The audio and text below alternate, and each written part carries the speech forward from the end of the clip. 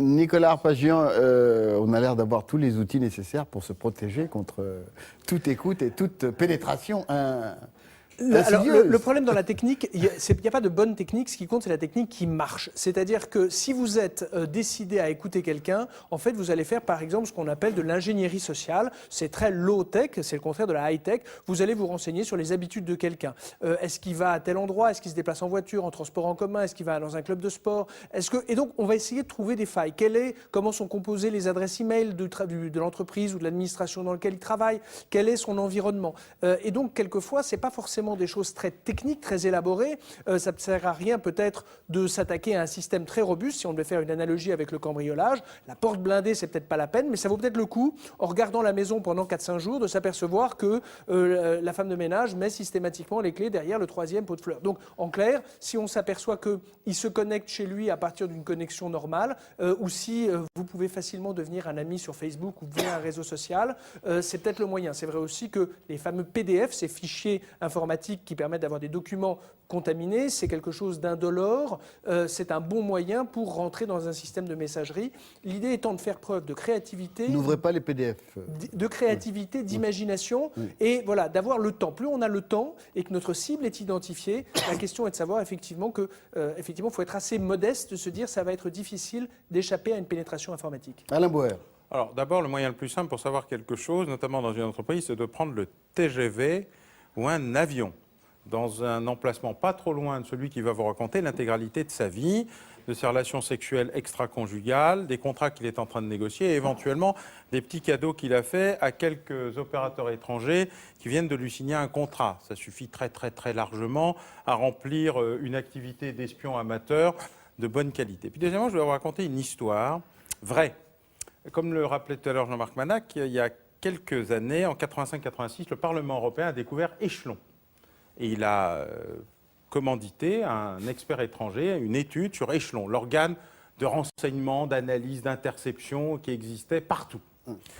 Et qui surveillait évidemment le Parlement européen, les institutions politiques, tout le monde. Les Américains étaient très très très intéressés.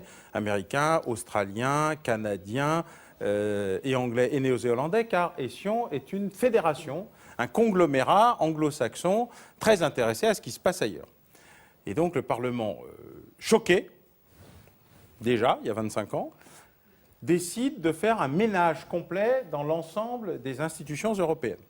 Et le directeur de la sécurité du Parlement européen convoque un beau matin les représentants à l'époque 15 États membres, je crois, avec chacun un expert. Alors moi je viens parce que je suis invité en étant soi-disant l'expert français, même si le sujet n'était pas véritablement le mien, ça faisait bien dans le tableau, et je suis à côté de l'expert anglais, de l'autre côté il y a l'expert allemand, et le directeur de la sécurité britannique dit voilà, nous avons entamé un audit généralisé, les meilleurs experts se sont penchés sur le sujet, notre réseau de communication est sûr à 100%, d'ailleurs, dit-il, j'ai demandé à la NSA de venir faire un test, ils ont dit qu'ils n'avaient pas réussi à entrer.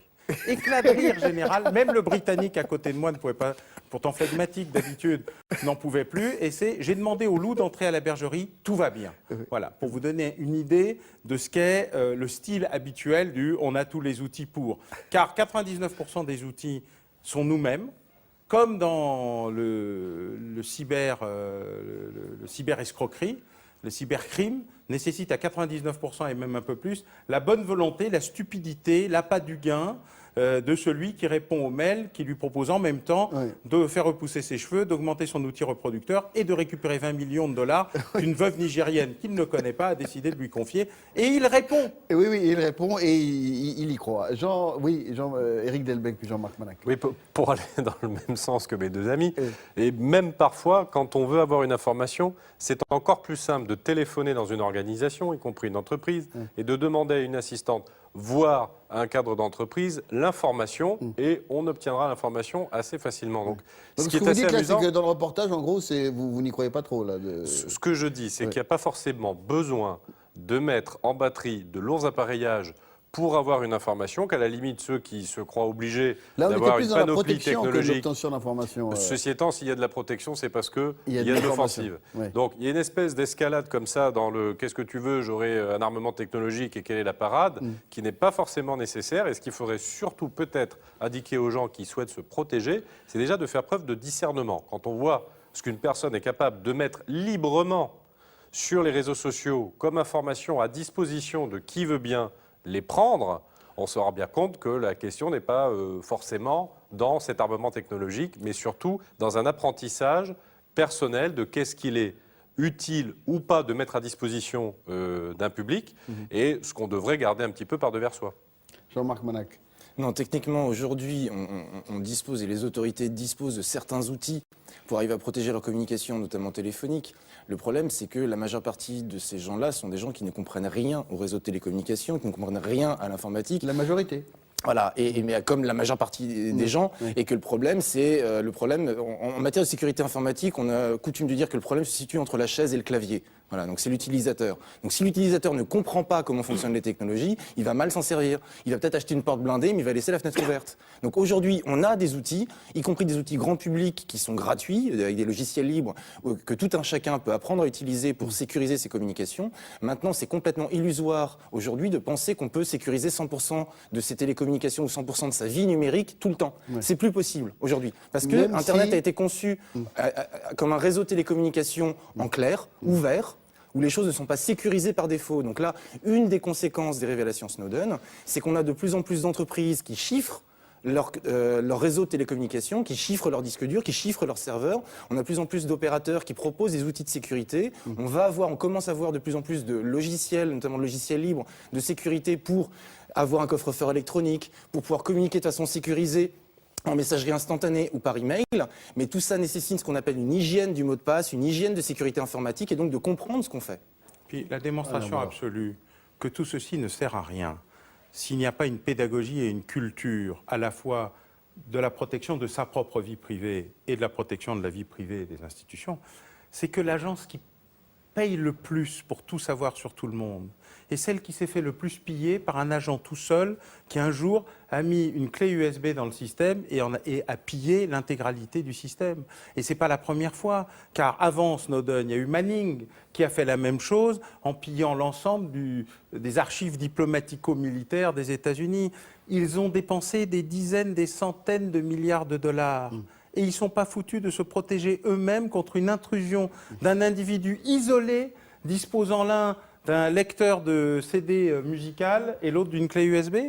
C'est donc pas là que se situe le problème, c'est dans l'incompétence, la stupidité, la bêtise, l'inconscience et parfois le manque d'information, car la plupart des victimes, c'est d'abord des victimes, je ne les traite pas pour autre chose, mais elles contribuent massivement à ça. Surtout quand vous apprenez au hasard d'une enquête que Snowden avait travaillé d'abord à la CIA, où il avait essayé de faire la même chose, que la CIA l'avait pris sur le fait, mais avait juste oublié d'informer la NSA que le nouveau recruté avait déjà tenté de piller des informations, pour la bonne cause, mais quand même. Donc il faut plus de pédagogie sur ces questions. Ce qu'il faut garder à l'esprit, c'est la disproportion des moyens. Et là, on le voit notamment même en France dans des affaires intrafamiliales.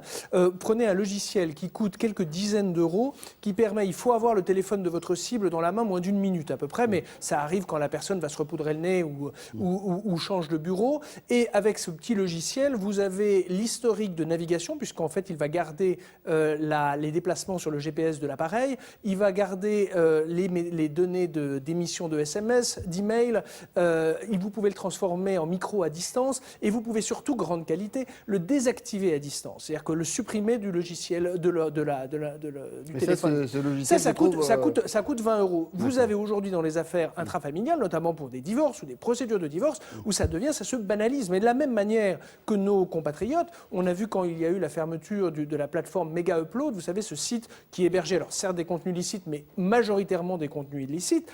Il s'avère que Mega Upload n'a jamais fait de campagne d'affichage et de promotion en France, mais il n'empêche que des dizaines de milliers de Français avaient un compte, avaient de l'hébergement là-bas. De la même manière que pour contourner les solutions de surveillance de l'ADOPI, cette haute autorité chargée de la protection de la propriété intellectuelle, on s'aperçoit que nos compatriotes qui comprennent soi-disant rien aux maths et parlent très mal l'anglais ont l'ingéniosité de trouver des solutions. Donc il faut garder à l'esprit que ces moyens d'interception peuvent être facilement accessibles, d'un usage aisé et d'une modicité de prix. Pourquoi on s'en priverait, sachant évidemment qu'on peut soit les désactiver, soit en tout cas les neutraliser à distance. Alors Alain Bauer, les milliards dépensés peuvent être récupérés aujourd'hui à travers la commercialisation de téléphones cryptés, d'ordinateurs cryptés. Alors qu'est-ce que ça vaut, tout ce qui se crypte se décrypte, c'est le principe de base du cryptage. Et d'ailleurs, un des éléments des informations Snowden, c'était qu'ils n'étaient pas loin du fameux décrypteur quantique, la machine. Mais mathématiquement parlant... C'est un vrai sujet, mais moi... Pour le grand public, en tout cas, on va vendre des téléphones bientôt qui sont le plus simple, c'est quand on a des choses secrètes à dire à quelqu'un, c'est de ne jamais utiliser son téléphone. Quand on a des choses vraiment importantes, c'est de ne jamais avoir de smartphone. Quand on a des besoins de sécurisation massifs, eh bien, il faut laisser les avocats faire du droit pénal et les spécialistes de la sécurité des communications faire de la sécurité des communications. Quand l'un fait le métier de l'autre, en général, ça ne se termine pas bien, et ainsi de suite. Je veux dire par là qu'en la matière, les règles de base de ce type d'affaires, et parce que la loi, la Cour de cassation, le renseignement le permettent, eh bien, c'est d'éviter de bavarder à tout va, de dire des choses qu'on n'a pas à dire en public, dans un bus, un train, un métro, un avion, et que quand on a vraiment des choses secrètes à se dire, on peut les faire dans un espace fermé. Par ailleurs, il y a des endroits sécurisés, de haute protection, parce que Fort Knox, ça marche quand on doit protéger Fort Knox, et qui là relève de l'intérêt des États. Il y a des salles Faraday, des équipements extrêmement sophistiqués, notamment israéliens. Alors évidemment, au bout de 15 minutes, on a mal à la tête et on saigne du nez, mais pendant 14 minutes, on a réussi à se dire des choses secrètement secrètes. Et puis, je reviens sur l'histoire des alliés. Il faut se rappeler que nos alliés d'aujourd'hui étaient nos ennemis d'hier et risquent d'être nos ennemis de demain. Donc ce concept est un concept temporellement limité, parce que Mme Merkel est aujourd'hui une chancelière d'un pays démocratique, mais il y a quelques dizaines d'années, ses prédécesseurs l'étaient moins, et réciproquement.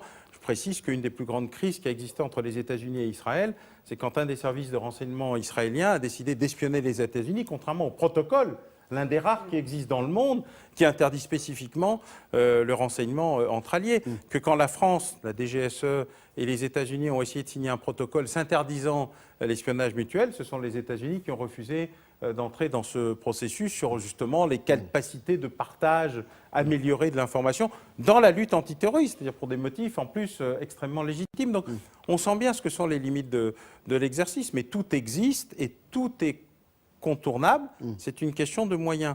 Ceci dit, les protections les plus simples sont les plus efficaces, le basique. Donc il faut peut-être, Jean-Marc Manac, ne pas forcément insister sur la protection technologique et faire une pédagogie de la manière de se protéger simplement. C'est pas incompatible. Et on va devoir sensibiliser notamment les jeunes à la sécurité informatique, parce que de plus en plus, nos vies sont complètement interconnectées et dépendantes de l'informatique. Je vais vous prendre un exemple très simple. De plus de gens ont des cœurs artificiels. Le code source de ces logiciels-là, il n'est pas audité par une agence de sécurité. Donc comme il n'est pas audité par une agence de sécurité, qu'il y a de plus en plus de gens qui vont vivre avec des logiciels qui vont faire tourner le cœur, il va falloir de plus en plus de gens dont le métier est de vérifier la sécurité des dispositifs qui vont régir nos vies. Oui, dans une série, on vient d'avoir la première tentative de détournement d'un pacemaker à distance. Alors il y a eu une tentative effectivement qui a été, on a fait ce qu'on appelle un proof of concept. On a démontré la faisabilité de désactiver un cœur artificiel à distance. Ça s'est vu dans une série télévisée déjà. Oui, mais ça s'est vu dans la vie aussi. Mais ça marche aussi pour des voitures qui sont numériques, avec d'ailleurs un grand constructeur qui a demandé à des universitaires d'arrêter ces recherches parce que qui avait pour vocation de montrer qu'on pouvait prendre le contrôle d'une voiture à distance. C'est vrai qu'à chaque fois, ça va être la question de la proportionnalité. Tout protéger à la Fort Knox, ce serait vain, ce serait illusoire parce que ce serait contraignant dans la fluidité des échanges et dans la fonctionnalité de la vie quotidienne. Par contre, d'admettre, on se souvenait de Provenzano, ce mafieux sicilien qui a tenu pendant 30 ans en cavale. Pourquoi ? Parce qu'il demandait à ses contacts, quand il envoyait ses messages, il écrivait ça sur des petits bouts de papier qu'il pliait et faisait mettre dans les doublures des vestes de ses contacts. Donc évidemment, là, vous pouvez mettre toutes les grandes oreilles, ça ne marche pas. Mais il est évident que la rusticité peut être un élément. Par contre, ça oblige que le cadre, dans le séjour, dans le train Paris-Bruxelles, ne travaille pas. Ça suppose que quand il est à l'hôtel, il ne travaille pas. Et donc, c'est aussi une condition de proportionnalité de dire est-ce que ce temps inactif, ou en tout cas ce temps non connecté, non numérisé, est-ce qu'il a de la valeur ? Et est-ce qu'au contraire, je vais considérer que la sécurité vaut plus que le risque qu'il prend à se connecter à un réseau faible, peu fiable ou pas suffisamment sécurisé ? C'est un vrai choix économique. Qu'est-ce que j'ai à perdre à cette insécurité. Quelques-uns vous diront, moi j'ai rien à perdre, il faut que j'échange et c'est plus fluide parce que le temps qu'on me concurrence, ça prendra trop de temps. Et d'autres vous diront, si cette information sort, mon activité meurt ou mon pays est en péril. Éric Delbecq. Oui, souvent on ne voit pas ce qui nous crève les yeux. Alors étant donné qu'il s'agit aussi d'essayer de faire en sorte que le sujet soit le plus grand public possible, quel est le seul phénomène qui a authentiquement, manifestement mis en échec la logique américaine de surveillance technologique? C'est le terrorisme qui est la manifestation par excellence de la rusticité. Ça marche toujours. Donc on comprend bien que finalement les choses simples permettent de mettre toute cette quincaillerie en échec, sans une grande difficulté finalement. Et la deuxième chose... on met en avant l'arrestation, même je crois que l'opération Ben Laden, c'est le fondement, est fondé sur des écoutes, une surveillance étroite. Mais au bout de combien de temps? Enfin, je veux dire, non, mais je veux dire, on ne peut pas balayer en disant bien sûr. Ça ne marche pas mais parce voilà, que... il ne faut ni la sacraliser, ni la balayer. Voilà, ça n'empêche pas... Les principaux à avoir dit merci à la NSA, c'était des conseillers politiques qui remerciaient la NSA de leur avoir permis de savoir, au niveau des négociations du G8, du G29 ou de l'ambassade de France à Washington, quels étaient les propos que tenaient d'autres diplomates. D'accord. Par votre question, je peux vous garantir sur facture que la découverte du messager qui a permis de découvrir ensuite, en le surveillant lui, les opérations Ben Laden, n'a été ni le fait des grandes écoutes, ni des grandes oreilles, mais d'un renseignement humain, efficace et local. D'accord. Donc, on s'arrête là. Un dernier mot, Eric? Dernière chose, si les gens n'ont pas envie de protéger leur vie privée, on n'arrivera pas à la protéger, quelles que soient les parades technologiques. Donc c'est à vous. Merci Alain Bauer, merci Nicolas Arpagian, merci Jean-Marc Manac et merci à Éric Delbecq. Le débat se poursuit sur les réseaux sociaux, justement, et toutes les France dès la semaine prochaine. Au revoir.